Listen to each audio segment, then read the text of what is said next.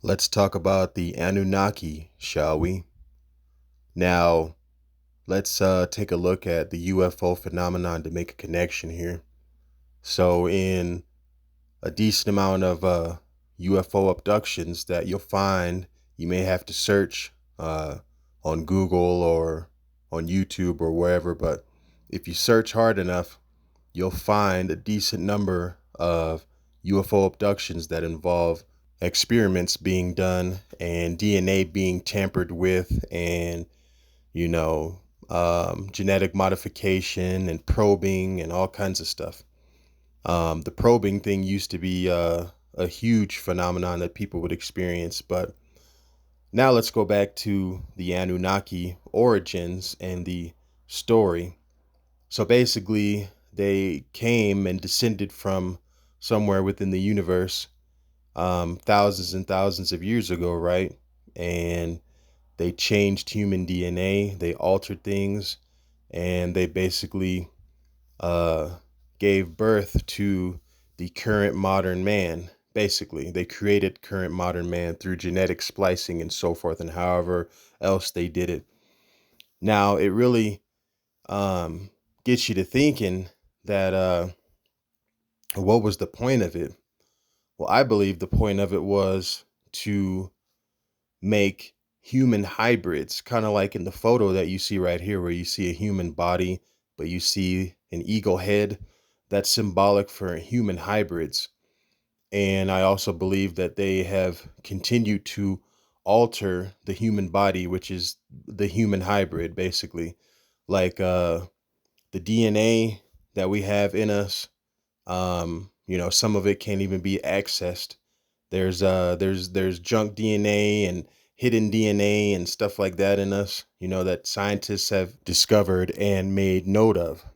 So I believe when the Anunnaki descended on the earth, they already had a bunch of trapped spirit beings that they wanted to put in bodies so that they could control and keep in a prison, aka the prison planet. And so that's why human DNA needed to be manipulated, because whoever the original humans were and whoever the original group of spirit beings were that created the earth, I believe they were overtaken and, overpowered somehow and, made as prisoners for however long. Maybe some of them escaped. Maybe there are some people that escaped the soul trap, but I believe that's how it happened. And so basically, we are all human hybrids and a product of, manipulation, DNA manipulation, and so forth, all of us. And so, who are the Anunnaki? Well, you know that we have heard of the Greys and we know about the reptilians. There was a huge conspiracy about some of our government officials being reptilians in human disguise, and even a lot of them being in our general population. But the Anunnaki have kind of, been out there, but yet the story is hidden. It's like it's out there, but it's hidden as to who they really are. Some people have said that they are the reptilians. I truly believe that the Anunnaki are the mantis beings that you don't hear a whole lot of, but have been discussed and mentioned in some UFO abductions. And, some UFO abductees have said that they've seen mantis beings, praying mantis beings on the UFO ship. And so that's something to definitely think about there. I mean, I truly believe that that's who the Anunnaki are, but they're trying to hide it so you don't figure out, their manipulation schemes. They really aren't mentioned a lot except for in a handful of stories that I have found and that others have put out about their experiences with being kidnapped by these beings and the Greys as well. And so I believe that's on purpose, They don't want you to know who they are. Now, I believe that the mantis beings, the reptilians, and some of the Greys are spirit beings, okay? They are spirit beings and they just have their own agenda. For whatever reason, they have had this agenda against other spirit beings that aren't like them, that don't operate like them, and they want to dominate, control, kidnap, and keep held hostage as prisoners those who aren't like them.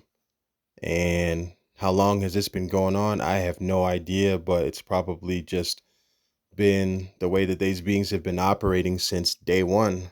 Now, maybe at one point, these beings were decent beings, but something made them turn and they just got in their ego.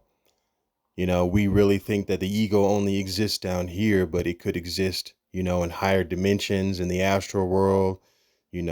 Spirit beings can have an ego as well. I believe that we have the same feelings that we have here on earth. It may be slightly different, from a different perspective, but I believe the ego and thoughts and feelings, all that, it exists in the afterlife and in between lives and in other realms.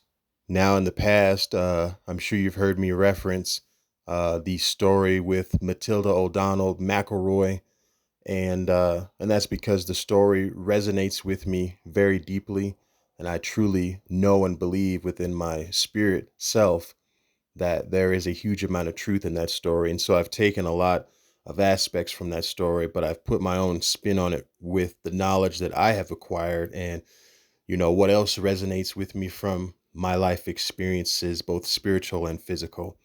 And I hope that you get something out of this. There's not a lot of people out here deciphering these things and going deep within their own spirit to try to figure out the puzzle pieces to life and the afterlife quite like I am. And I'm not saying that I know everything, but I encourage more people to dig deep on the spiritual things that just don't add up, along with the physical things and along with whatever else you have made mental note of, because it's all going to help within the grand scheme of things when we get to the other side. I also believe this is where the simulation theory came from, that Earth is a simulation, is because things are being simulated. Human DNA is being simulated. This whole planet is being simulated for the sole purpose of manipulation and control by a nefarious agenda pulling the strings from the shadows on the other side. I truly hope you got something out of this video.